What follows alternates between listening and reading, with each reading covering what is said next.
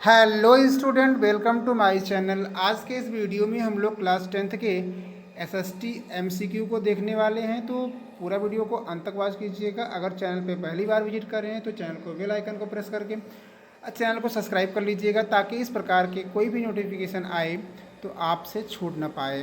तो बिना किसी देरी किए आज के इस वीडियो से जुड़ते हैं।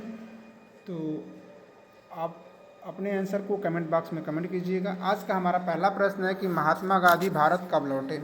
पहला ऑप्शन है फरवरी 1915, दूसरा जनवरी 1915, तीसरा मार्च 1915, चौथा अप्रैल 1915। तो राइट आंसर होगा ऑप्शन नंबर बी, जनवरी 1915। अगला प्रश्न है कि असहयोग आंदोलन स्थगित करने का मुख्य कारण था। जलियांवाला बाग हत्याकांड, रोलेट एक्ट, तीसरा है खिलाफत आंदोलन, चौथा है चोरी चोरी घटना। चोरी चोरी चोरी घटना। तो राइट आंसर होगा option number D, Chauri Chaura की घटना। अगला प्रश्न है कि आर्थिक मंदी का प्रथम कारण था। पहला ऑप्शन है कृषि क्षेत्र में अधिक उत्पादन, दूसरा है बैंकों का निजीकरण, तीसरा है अत्यधिक निवेश, चौथा है उद्योगों की संख्या में वृद्धि। तो थर्ड का राइट आंसर होगा डी, उद्योगों की संख्या में वृद्धि। अगला प्रश्न है कि वेतन बोर्ड्स नामक संस्था निम्नलिखित में से कहाँ स्थित है। पहला अफ्रीका, दूसरा यूरोप, तीसरा अमेरिका, चौथा एशिया।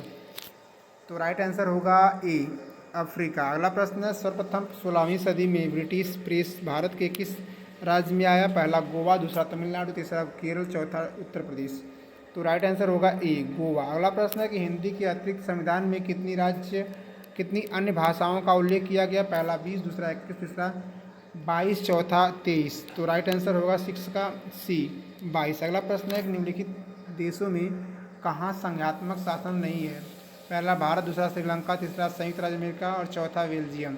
तो इस प्रश्न का राइट आंसर होगा डी, बेल्जियम। अगला प्रश्न है कि लोकतांत्रिक शासन व्यवस्था अन्य व्यवस्थाओं से अच्छी है क्योंकि यह पारदर्शी है, व्यक्ति की गरिमा को बढ़ावा देती है। ए और बी दोनों, इनमें से कोई नहीं। तो राइट आंसर होगा 8 का सी, ए और बी, पारदर्शी है, व्यक्ति की गरिमा को बढ़ावा देती है। तो डियर स्टूडेंट, इस प्रकार से हम लोग 8 प्रश्न देख लिए और आज का 9वां प्रश्न है कि भारत में कितने राष्ट्रीय राजनीतिक दल हैं। 4, 5, 6 और 7। तो राइट आंसर होगा सी, 6। अगला प्रश्न है कि सांप्रदायिकता किसके लिए हानिकारक है। ए अल्पसंख्यक, बी बहुसंख्यक, सी अल्पसंख्यक और बहुसंख्यक दोनों, डी इनमें से किसी को भी नहीं। तो राइट आंसर होगा 10 का ऑप्शन नंबर सी, बहुसंख्यक और अल्पसंख्यक दोनों। अगला प्रश्न है कि जून 1992 में प्रथम अंतर्राष्ट्रीय पृथ्वी सम्मेलन किस शहर में हुआ। पहला मॉस्को, रूस, दूसरा है न्यूयॉर्क, यूएसए, तीसरा है पेरिस, फ्रांस, चौथा है रियो डी जेनेरियो, पाँचवा है ब्राज़ील। तो प्रश्न नंबर 11 का राइट आंसर होगा D, Rio de Janeiro, Brazil.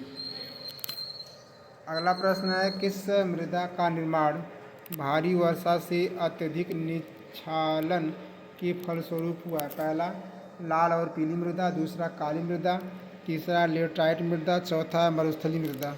तो 12 का जो राइट आंसर होगा सी, लेटराइट मृदा। अगला प्रश्न है प्रोजेक्ट टाइगर की शुरुआत किस वर्ष हुई। पहला है 1970, दूसरा है 1971, तीसरा है 1972, चौथा है 1973। तो 13 का राइट आंसर होगा डी, 1973। अगला प्रश्न निम्नलिखित में से कौन सा राज्य सरदार सरोवर परियोजना से जुड़ा है। पहला महाराष्ट्र, दूसरा मध्य प्रदेश, तीसरा उत्तर प्रदेश, चौथा गुजरात। तो 14 का राइट आंसर होगा सी, उत्तर प्रदेश। अगला प्रश्न है कि स्वर्णिम चतुर्भुज परियोजना किससे संबंधित है। पहला स्वर्ण उद्योग, दूसरा रेल परिवहन, तीसरा सड़क परिवहन, चौथा वायु परिवहन। तो 15 का राइट आंसर होगा सी, सड़क परिवहन। अगला प्रश्न है कि भारत में 1000 रुपये की करेंसी नोट को किस वर्ष अमान्य घोषित किया गया। पहला 2015, दूसरा 2016, तीसरा 2017, चौथा 2018। तो राइट आंसर होगा डी, 2018। अगला प्रश्न है मानव विकास रिपोर्ट किस संस्था के द्वारा प्रकाशित की जाती है। पहला यूएनए, दूसरा UNESCO, तीसरा यूएनडीपी, चौथा EU। तो 17 का राइट आंसर होगा सी, UNDP। अगला प्रश्न, राष्ट्रीय ग्रामीण रोजगार गारंटी अधिनियम किस वर्ष लागू हुआ? 2000, 2002, 2005, 2010।